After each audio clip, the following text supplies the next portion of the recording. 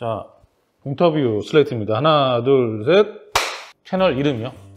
아날로그 필름 메이커라는 채널인데 뭘 알고 싶으신가요? 잘 찍히고 있나 모르겠는데 이거 망했어 이러면 안 되는데 질문이 되게 많아요. 이거 네, 굉장히 인텐시브한 인터뷰. 클라이언트가 기립박수를 쳤거든요. 저는 이게 되게 중요한 것 같아요. 영상에 대해서 이야기를 하면 결국엔 나에 대한 얘기를 하게 되는 것 같더라고요.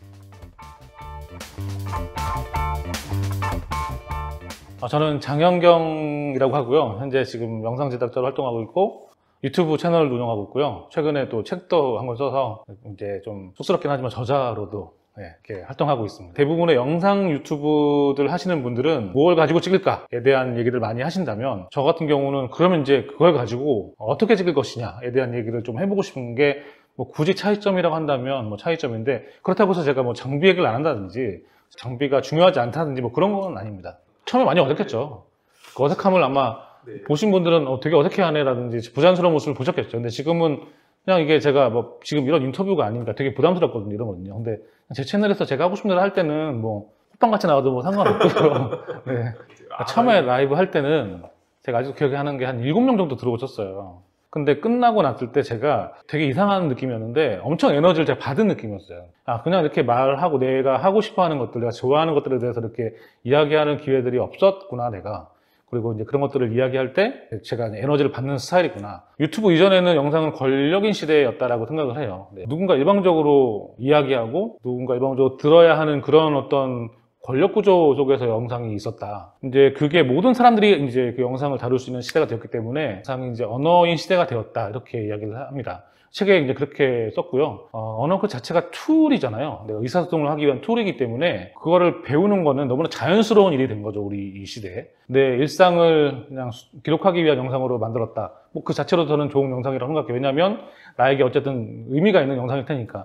영상의 언어라고 말씀드렸던 제 가장 어떤 근저에 있는 생각은 우리가 일상을 소중히 여기자라는 말씀을 좀 드리고 싶었기 때문이에요. 그렇다면 이제 우리 영상 제작자들은, 대다수 영상 제작자들은 혹은 영상을 만들고 싶어 하는 사람들은 솔직히 내 영상을 사람들에게 많이 알려주고 싶고 보여주고 싶은 어떤 본능이 있거든요.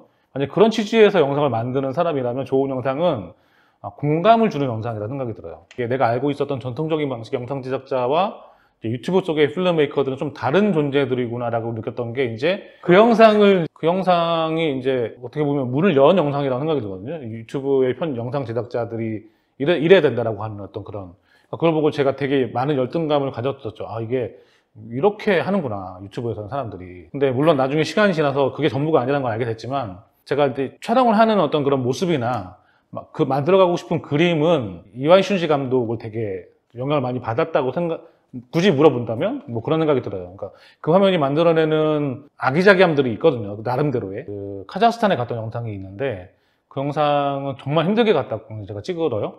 그래서 알마티에 갔을 때도 이게 러시아의 노보시비르스크 공항에서 비행기가 결항이 돼서 한 3,000m 고원으로 올라갔는데 거기에서 또 어마어마한 평원이 있는 어떤 굉장히 어렵게 가는 곳인데 엄청나게 큰 개활지이기 때문에 드론 날리는데 큰 어려움은 없을 거라고 생각이 들었거든요. 그러니까 나중에는 가다가 이제 배터리가 다 돼가지고 다시 돌아와야 되니까 제가 그걸 보면서 이게 어마어마한 곳이구나, 여기가.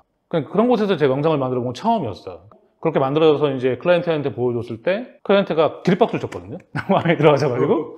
네. 스스로 내가 뭔가 이게 더 이상 나로부터 나올 수 있는 아이디어의 한계가 여기까지인가라는 생각이 들 때가 가끔 있거든요. 그러니까 예를 들어서 내일 아침까지 기획서를 내야 되는데 지금 새벽 1시가 되고 2시가 됐는데도 안 나올 때가 있어요. 이게 뭔가 내 스스로 뭔가 이렇게 계속 자가 발전해가지고 한다는 게 어려운 일이라는 걸 점점 느끼게 되고, 카메라는 누구나 이제 제일 많은 생각을 하고 고르잖아요. 저는 이제 저랑 제일 어울리는 카메라라고 생각이 들어서 블랙매직 포켓시네마 6K 카메라 쓰고 있고요. 그 다음에 두 번째로는 그 장비와 함께 잘 어울리는 짐벌. 저는 지금 쓰고 있는 장비가 예전 장비예요. 그러니까 지윤텍에서 나온 크레인2 짐벌 쓰고 있는데요. 그러니까 저는 장비를 한번 사면 좀 오래 쓰는 스타일이에요. 요즘에 웬일인지 모르겠지만 한두 명씩 찾아오시는 분들이 많아요. 유튜브 구독자님들이나 제 후배들이나 그 친구들이 이제 오면, 그 사람들이 오면 그냥 오래 얘기를 해요. 영상에 대해서.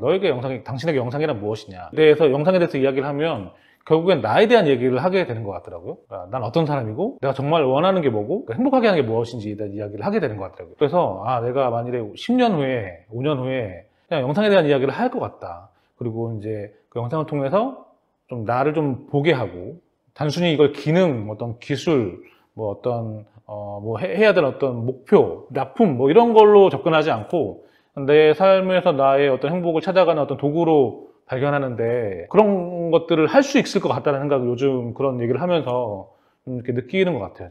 유튜브 만드는 사람들이 얼마를 받느냐 봤더니 한 편에 10만 원을 받는 거예요. 그래서 그때 제가 일이 별로 없었을 때니까 그래 10만 원 해보자. 그래서 10만 원짜리 올렸더니 막 연락이 막 오는 거예요.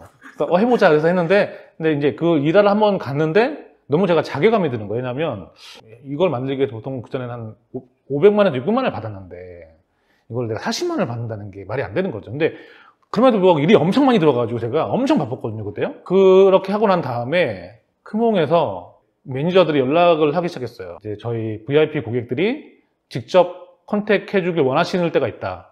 그럴 때 우리 그때 전문가라고 하는데, 그 크몽에서는 전문가님을 저희가 리스트에 좀 넣고 싶은데 한번 의향이 있으신지. 그래서 저는 뭐 감사하죠. 뭐 그렇게 연락이 오면서 지금은 제가 뭐 제안서를 쓴다든지 이런 일 없이 100% 다 연락이 와서 일을 하게 되는 그런 일로 지금 하고 있거든요. 제가 이제 그런 것들을 경험하니까 최대한 열심히 하려고, 긍정적으로 하려고 하는 편이죠. 그래서 그게 솔직한 저의 지금 애티튜드인 것 같아요. 그러니까 왜냐하면 이 사람들이 저희가 어떤 사람들일지 모르겠다는 생각을 하게 되는 거예요.